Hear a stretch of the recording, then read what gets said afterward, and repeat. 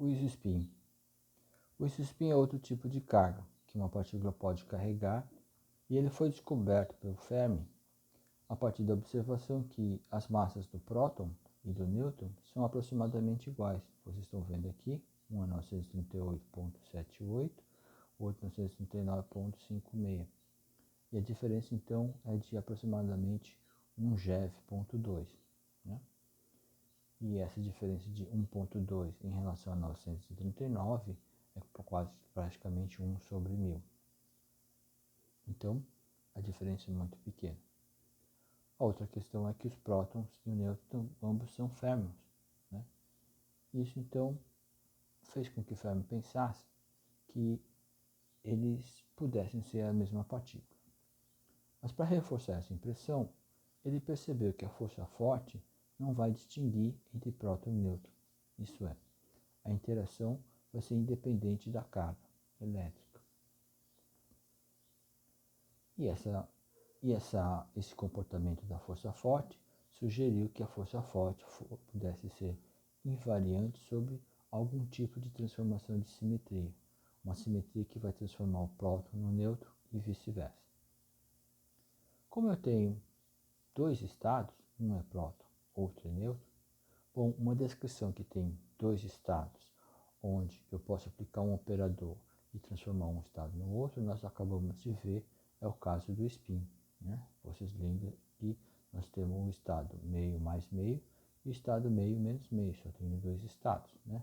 Posso aplicar um operador do tipo tal 2, vai transformar o meio em menos meio e vice-versa, né? Algo do gênero. E aí, então, o que o Fermi propôs?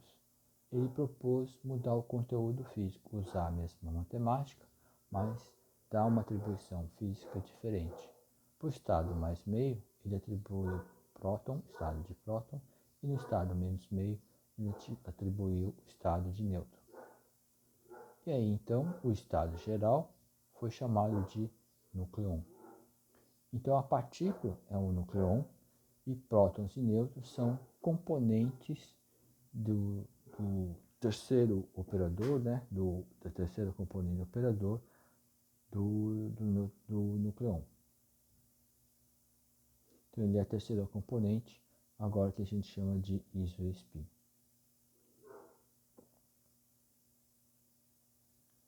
E a diferença de massa, então, vai ser atribuída às propriedades eletromagnéticas, porque comparando com a intensidade da interação forte, a interação eletromagnética é muito fraca, né? É 1 sobre 134. É mais de 100 vezes mais fraco. E aí ele sugere a existência de um operador unitário que vai transformar o próton no nêutron e o nêutron no próton. A gente não sabe ainda como é esse operador unitário, vamos construir.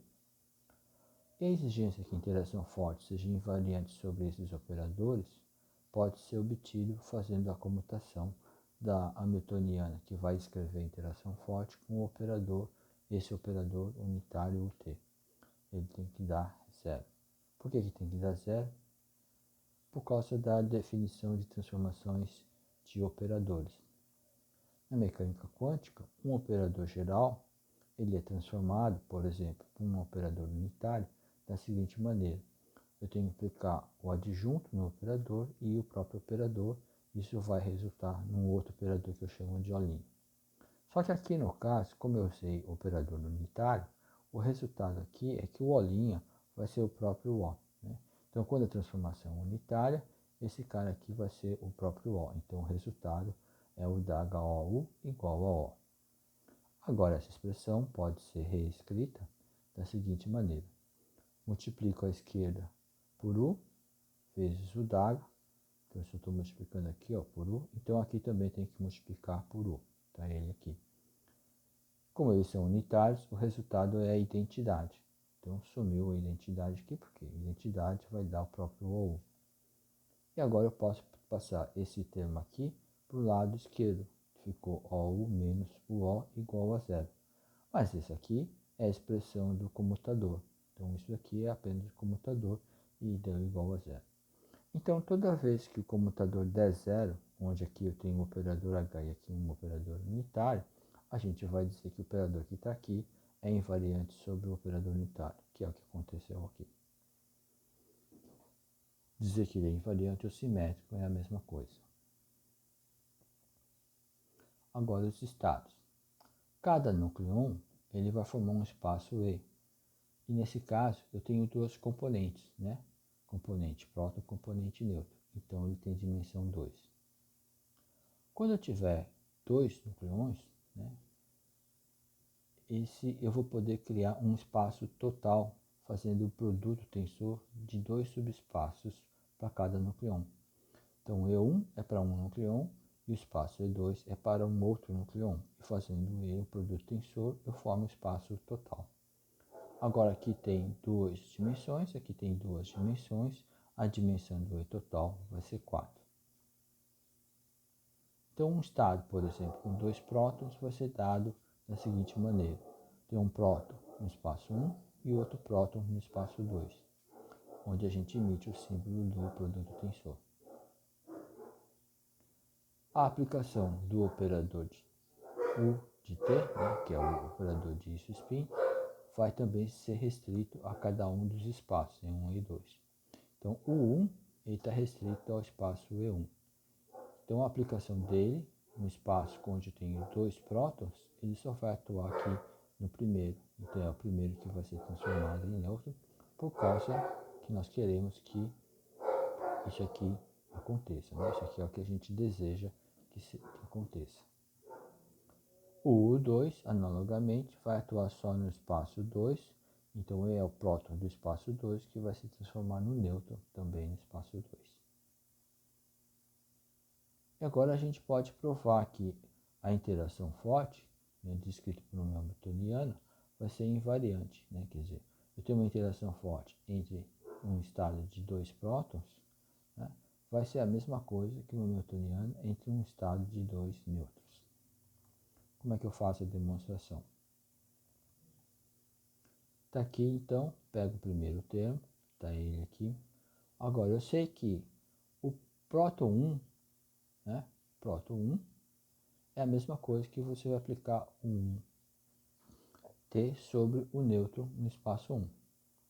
O próton no espaço 2 é a mesma coisa, tem que aplicar o 2 de T no nêutron 2, tá certo? Se eu aplico aqui, né, vou fazer a mesma coisa desse lado aqui. Né? Só que desse lado daqui vai ser o DAGA, né, porque está atuando no Bra.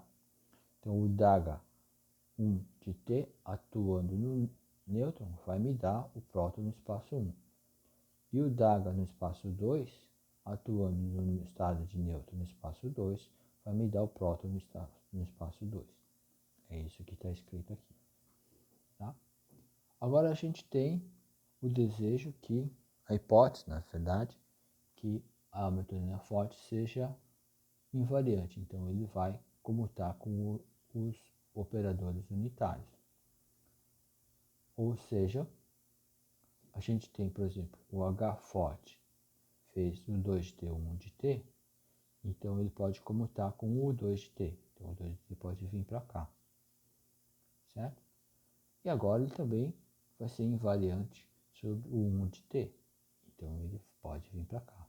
Então deu o 2 de T, o 1 de T é H forte. Então essa expressão é a mesma coisa passando para o lado esquerdo aos operadores unitários no espaço 2 e no espaço 1. Então eu pego essa expressão e substituo no lugar dessa daqui. Temos eles aqui, ó, né? O 2 de T, o 1 de T, H forte. Agora, o 2 de T, né? Olha lá, ele juntou com o da HT. E como eles são operadores unitários, vai dar a identidade e desaparece. Mesma coisa que vai acontecer com o da H e o 1. Né? Depois que esse desaparecer, esse daqui vai se juntar com esse, vai dar a identidade e vai desaparecer. Né? Então, ó, desapareceu, aí virou o da H1 e também vai desaparecer.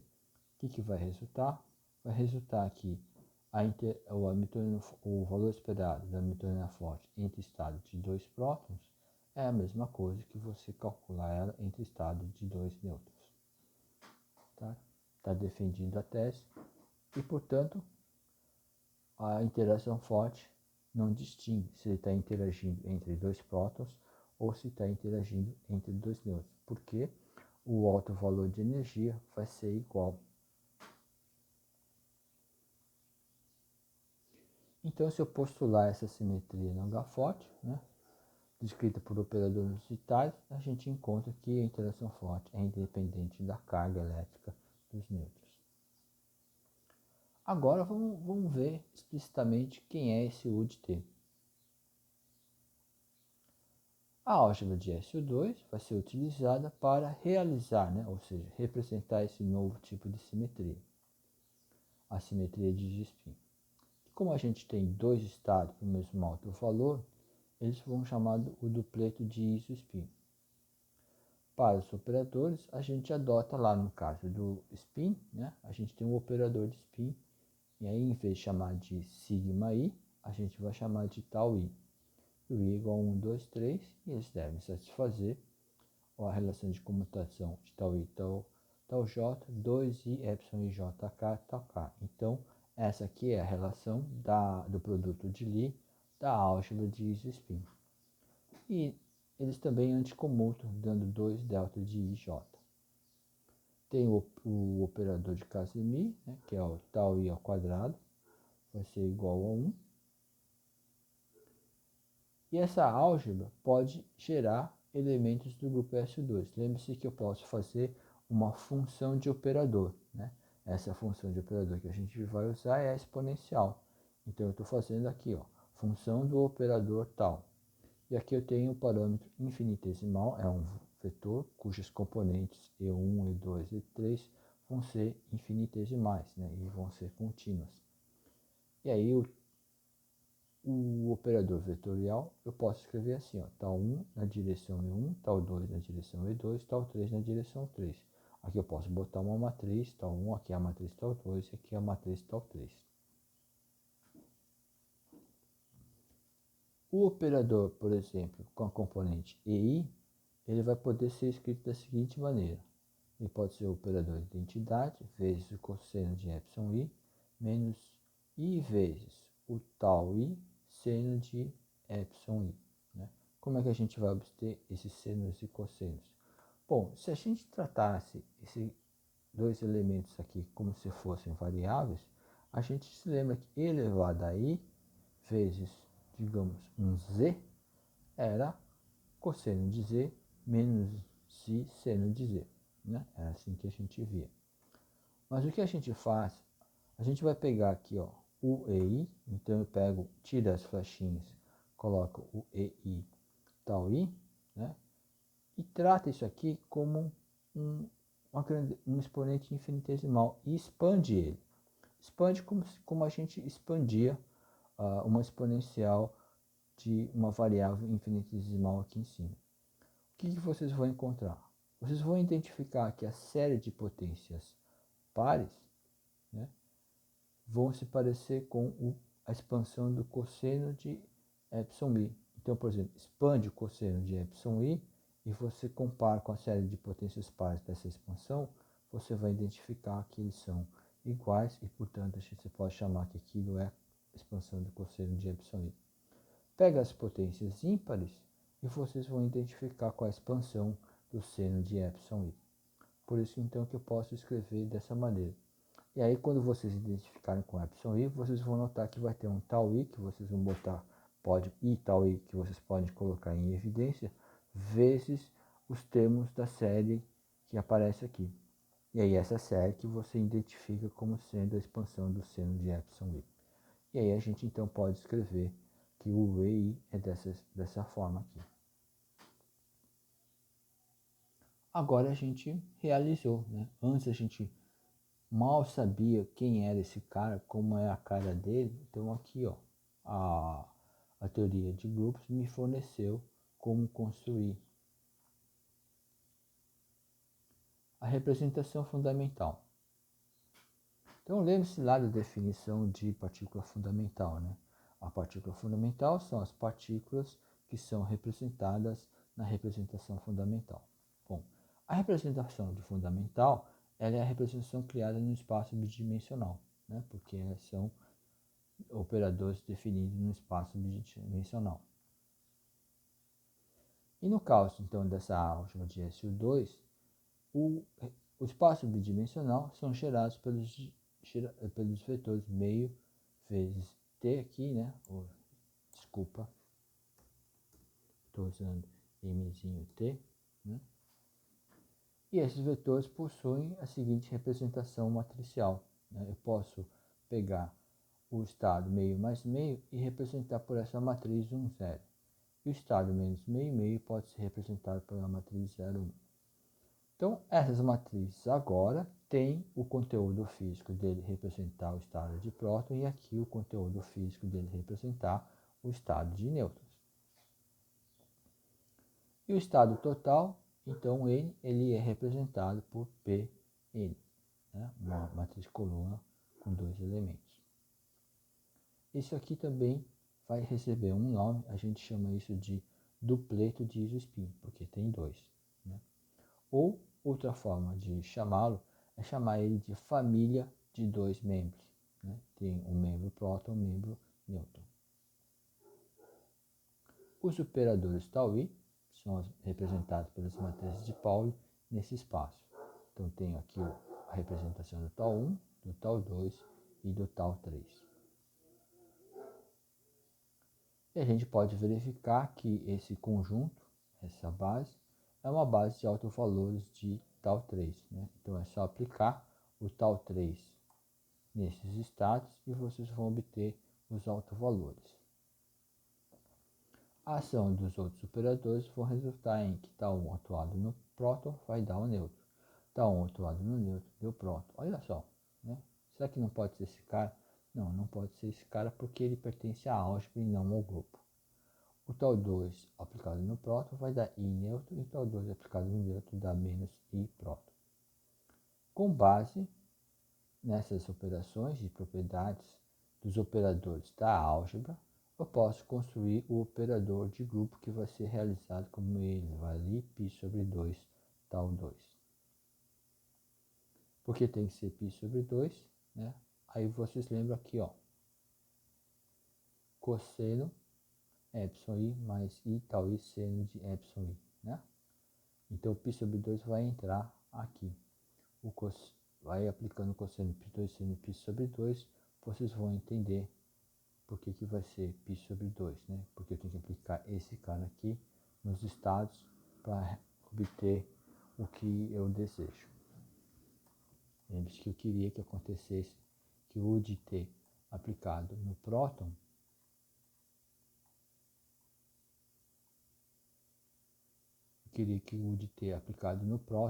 resultasse no nêutron e o de T aplicado no nêutron resultasse no próton, tá? Não usei o τ1 porque o τ1 não é do grupo, não é grupo, é da álgebra.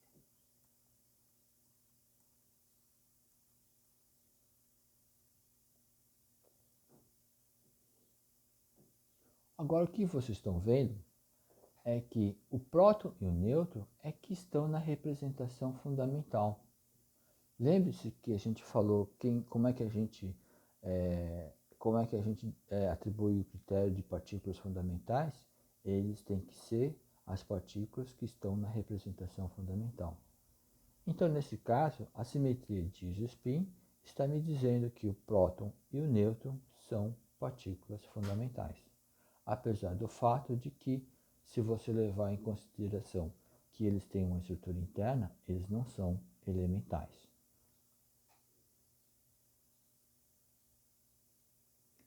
Posso então agregar a propriedade de isospin ao estado do núcleo. Então aqui eu tenho o N representando o estado total, tenho aqui a parte espacial ou de configuração, a parte de spin e a parte de isospin. Como é que fica o estado do próton? Tem a parte dele de configuração, o spin dele, a parte de spin dele, então posso ter próton com spin mais spin meio, e a parte de isospin que vai ser somente o mais meio. O nêutron, parte espacial, parte de spin, posso ter nêutron com spin mais spin meio, e ele só pode ser isospin menos meio. Em relação à álgebra de SO3, ela vai ser definida pelos operadores Ti, que é igual a metade do tau I. Né? Os estados T grande e T pequeno, né, são dados dessa forma aqui. Novamente, deixa eu corrigir a notação.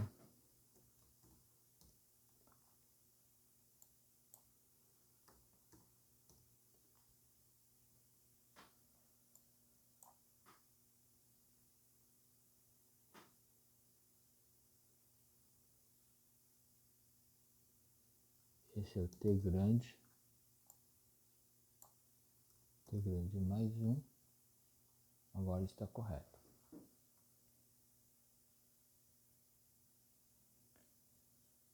E aí existem os operadores de criação e aniquilação. Está aqui a ação deles, né? Tal mais N vai dar H cortado P, tal mais P vai dar 0, tal menos P, H cortado N, tal menos P dá 0. Tá certo? Aqui está deixando um exercício para vocês reescreverem tal 1, tal 2 em função de tal não, T1, T2 em função de T mais e T menos, tá? Isso vocês já viram lá na álgebra de momento angular para o caso de L igual a meio, tá certo? E o estado total, então, está aqui, o estado total do nucleon, está ele aqui, o resumo. A Hamiltoniana que atua no nucleon vai dar energia total, né? Aqui no caso só o nucleon livre, sem interação, só o termo de energia cinética. O spin, operador spin S ao quadrado, vai dar 3/4 de H cortado, terceira componente, vai dar o ms. O isospin T quadrado, vai dar 3/4 de H cortado, a terceira componente vai dar o mzinho T, vezes H cortado N, tá? Então aqui eu tenho um resumo de como é um nucleon com spin e com isospin, né? Observe que apesar da matemática ser a mesma, o conteúdo físico é diferente. Então só toma cuidado com isso aqui, tá bom?